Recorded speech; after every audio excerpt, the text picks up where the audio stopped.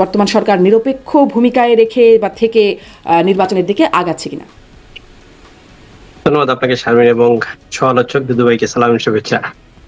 দেখেন, ডক্টর ইউনূস সাহেবকে তো আমরা সবাই জাতি আশা নিয়ে উনি যখন আসলেন 3 দিন দেশের, দুদু ভাই বলল দেশের রাষ্ট্র ক্ষমতা কেউ ছিল না, 3 দিন অপেক্ষা করে যাকে জাতি সবাই মিলে একসাথে বসালো। আজকে আপনি যেটা পড়ে শোনাইলেন বা আমরা দেখলাম, তো মনে হয় উনি একটা পক্ষর নিয়ে কথা বলছেন। ওনার সাথে প্রিভিয়াস রেফারেন্স যদি যোগ করি, উনি বলেছেন আমার নিয়োগকর্তা ছাত্ররা, দুইটা রেফারেন্স একসাথে মিলে যাচ্ছে।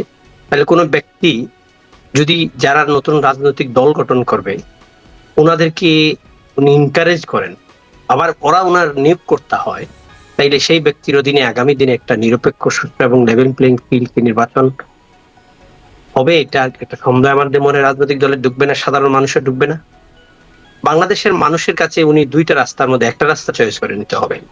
একটা হলো উনি ছাত্রদের পক্ষ নিয়ে একটা নির্বাচন করবেন যেখানে লেভেল প্লেইং ফিল্ড হবে না, জাতি বিভক্ত হয়ে যাবে।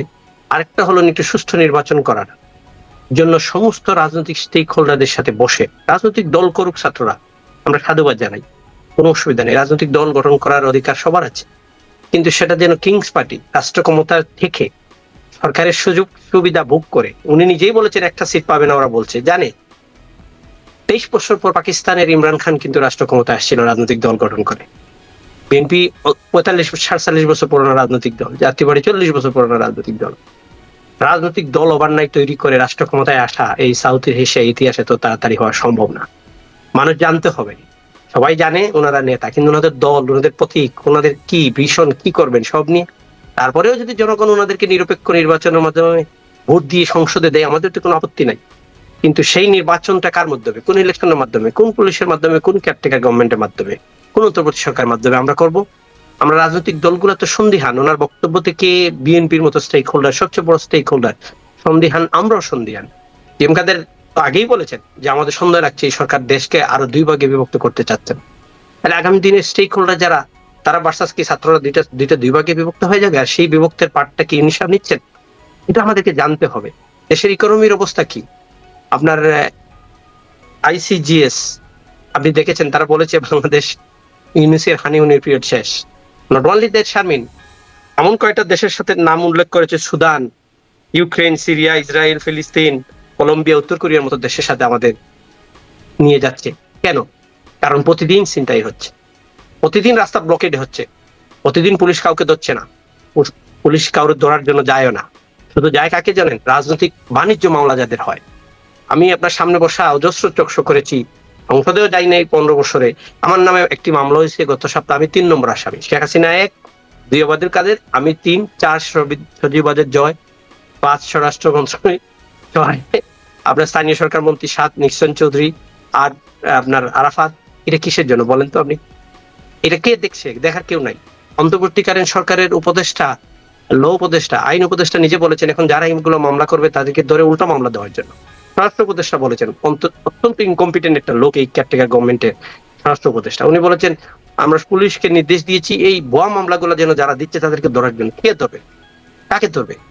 এই দেশটা টোটালি একটা মানে ব্যর্থতার দিকে যাচ্ছে প্রতিদিন। পুলিশ যে আগের উদ্যোগে কাজ করছে না সেটিও স্বরাষ্ট্র উপদেষ্টা বলেছেন। এরপরে অর্থ উপদেষ্টাও একটা সাক্ষাৎকারে বলেছেন যে পুলিশ আগের মতো উদ্যম নেই পুলিশের মধ্যে।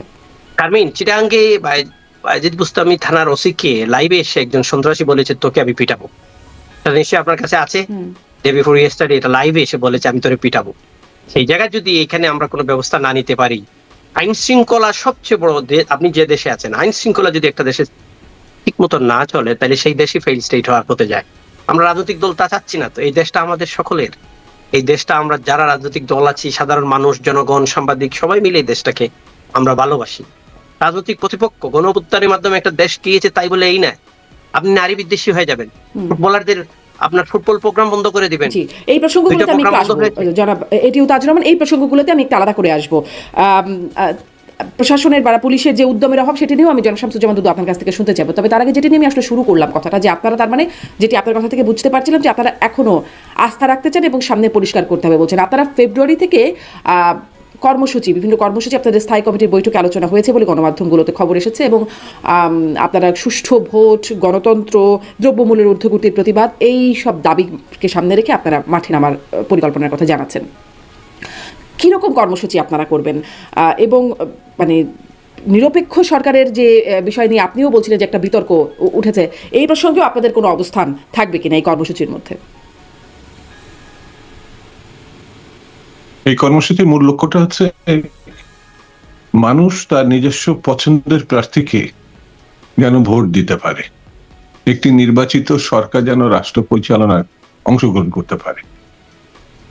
সেই পরিস্থিতিটা এই সরকার অবিলম্বে পদক্ষেপের মাধ্যমে জাতিকে, যেটাকে আমরা বলেছি যে যত দ্রুত সম্ভব, অর্থাৎ যৌক্তিক সময়ের মধ্যে একটি রোড ম্যাপ ঘোষণা। সরকার নিজে যে ইঙ্গিত দিয়েছে সেটি এই বছরের শেষে অথবা আগামী বছরের শুরুতে। এই বিষয়টির কিন্তু কেউ অবহেলা করেনি, কিন্তু আনুষ্ঠানিকভাবে এই ঘোষণাটা আসেনি যে ডিসেম্বরের 1 তারিখ বা 15 তারিখ অথবা জানুয়ারির 1 তারিখ বা 15 তারিখ 2026 এই ধরনের সুনির্দিষ্টকরণ করা হয়নি। উপরন্তু প্রধান উপদেষ্টা প্রেস সচিব উনি খুব পাণ্ডিত্যপূর্ণ বক্তব্য দেন। তো উনি আবার এক কাটি সরেশ মিস্টার ডক্টর মোহাম্মদ ইউনূসের বক্তব্য খণ্ডন করে উনি 26 সালের জুন পর্যন্ত যেতে পারে। তো তিনি সরকারের উপদেষ্টার মুখপত্র না, প্রেস সচিব। তো যদি এই কথা নীতি নির্ধারণীমূলক একটি ঘটনা তিনি মাঝামাঝি বলেছেন 26 সালে, তো তিনি আসলে বা ডক্টর ইউনূস অথবা অন্য কোনো উপদেষ্টাগুলো যারা বলেছেন, যেমন সেনাপ্রধান কিন্তু সর্বপ্রথম 15-18 মাসের কথা সম্ভবত বলেছিল, তারপরে ডক্টর আসিফ নজরুল সাহেব বলেছিলেন, তারপরে শিক্ষা উপদেষ্টা সম্ভবত ব্যক্তিগত কথা বলে তিনি এই একই সময়ের কথা, কাছাকাছি সময়ের কথা বলেছেন। তখন সরকারের পক্ষ থেকে বলা হয়েছিল যে সরকার প্রধান হিসেবে শেষ কথাটা ডক্টর ইউনূসই বলবেন। ইউনূস সাহেব ওটা বলেছিলেন এই বছরের শেষ বা আগামী বছরের প্রথম, কিন্তু সরকারের বক্তব্যের পরেও তার প্রেস সচিব আগামী বছরের মাঝামাঝির কথা বলেছেন। ডক্টর মোহাম্মদ ইউনূস আসলে প্রথমার্ধের কথা বলেছিলেন, তো প্রথমার্ধ তো আসলে সেই হিসেবে যদি হয়তো উনি হিসেব করে বলছেন যে জুন পর্যন্ত প্রথমার্ধ গড়ায়, তাই নাকি? মানে 6 মাস আরো বেশি 6 মাস লাগতে পারে, সেই ব্যাখ্যাই হয়তো প্রেস সচিব দিয়েছেন। উনি ব্যাখ্যাটা যদি আমি না বুঝে থাকি তাহলে আলাদা কথা, তাহলে এতগুলো কথা বলার দরকার নেই। আর আমি তার বক্তব্য পত্র পত্রিকায় দেখে মিডিয়ায় শুনে যতটুকু বুঝেছি যে উনি বছরের শেষ আগামী বছর ঘোষণা। প্রেস সচিব আরেকটা কথা বলেছেন, কিছুটা রাগান্বিত হতে পারেন, অবহেলা হতে পারেন, যে বিরোধী দলগুলো যদি মানে রাজনৈতিক দলগুলো যদি কম সংস্কার চান তাহলে নির্বাচন আগেও হতে পারে। কম বেশি সংস্কারের কথাটা আমাদের কাছে ক্লিয়ার না। আমরা বরঞ্চ বলেছি নির্বাচনের প্রয়োজনে যে সংস্কারগুলো সেগুলো করে যত দ্রুত সম্ভব নির্বাচন। কিন্তু সেগুলো আপনারা স্পষ্ট করে বলেন না জনাব শামসুজ্জামান দুদু, যে নির্বাচনের জন্য ঠিক কি সংস্কার প্রয়োজন এবং সেইটুকু সংস্কার করতে যৌক্তিক সময়ের বাইরে গিয়ে, মানে শব্দের জায়গা থেকে বেরিয়ে একটা নির্দিষ্ট। আমরা এখন ক্লিয়ার করে দিয়েছি যে 5ই আগস্টের মধ্যে নির্বাচন হতে পারে। শব্দ, দিন, মাস আমরা উল্লেখ করে দিয়েছি, যদি আপনার দৃষ্টি না এড়িয়ে থাকে। আমাদের একজন স্থায়ী কমিটির সদস্য এটা পরিষ্কার করেছেন। এরপরে সরকারের পক্ষ থেকে আর কোনো কথা আসে নাই। এরপরে সরকারের পক্ষ থেকে কথা বললে তখন আবার বলা যাবে। ইতিমধ্যে আমরা সরকারের উপরে না, জনমত গঠনের জন্য এবং দেশের যে সমস্যাগুলো সেগুলো তুলে ধরার জন্য, যেমন নিত্য প্রয়োজনীয় দ্রব্যাদি কিছু কিছু ক্ষেত্রে এতটাই বেড়েছিল, ইদানিং কিছু কমছে, ইদানিং সেটা একেবারে হাসিনা আমলকেও কোনো কোনো ক্ষেত্রে মানে ওভারটেক করছিল। এখন কিছু কিছু দাম একটি কমেছে। আইন শৃঙ্খলা পরিস্থিতি অত ভালো বলা যাবে না। বিচার বহির্ভূত হত্যাকাণ্ড, অর্থাৎ বিএনপির একজন যুব দলের নেতাকে ধরে নিয়ে গিয়ে তাকে পিটিয়ে হত্যা করা হয়েছে এবং এই হত্যার পরে তাকে গ্রেপ্তার করা উচিত ছিল, কিন্তু সেখান থেকে সরিয়ে দেওয়া হয়েছে। এটা গত সরকারের সঙ্গে এই সরকারের এই জায়গাটা একটা মিল তৈরি হয়েছে, মানে শাস্তিমূলক ব্যবস্থা না নেওয়া, অর্থাৎ কি বলে ওটাকে, এক জায়গা থেকে আরেক জায়গায় নিয়ে যাওয়া কোনো শাস্তি না। একটা হত্যাকাণ্ডের শাস্তি হচ্ছে কেস হওয়া এবং তাকে আইনের আওতায় আনা, সেটা হয় নাই। এর আগে, বেশ আগে, শ্রমিকরা দাবি জানানোর পরে সাভারে গুলি করে একজনকে হত্যা করা হয়েছিল, একটা শ্রমিক নেতাকে।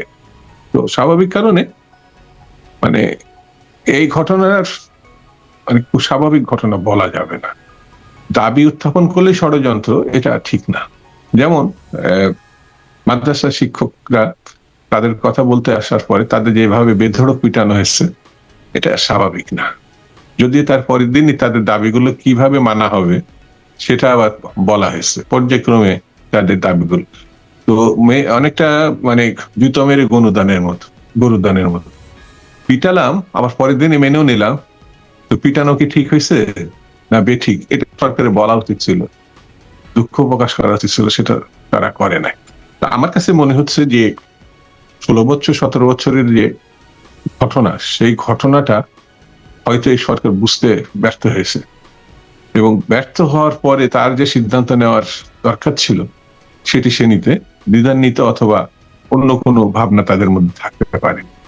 অর্থাৎ তারা ক্ষমতায় থাকবে মানে আরেকটি মাধ্যমে এনে, যেটাকে ওই যে তিনি বলেছেন ছাত্ররা করতেই পারে রাজনৈতিক দল।